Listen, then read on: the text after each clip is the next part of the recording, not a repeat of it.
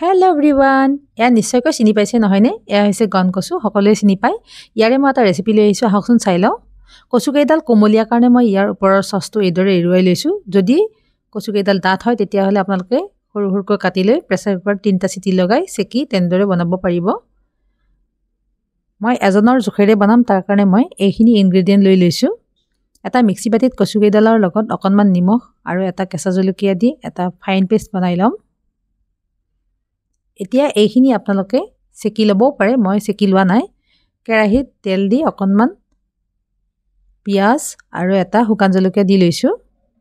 এতিয়া ইয়াতে মই কচুৰ পেষ্টটো দিলোঁ আৰু আদা নহৰু খুন্দি লোৱা অকণমান দিছোঁ, লগতে হালধি নিমখখিনিও দি লৈছোঁ আৰু এটা কেঁচা জলকীয়া দিছোঁ, লগতে এবাটি গৰম পানী মই দি লৈছোঁ।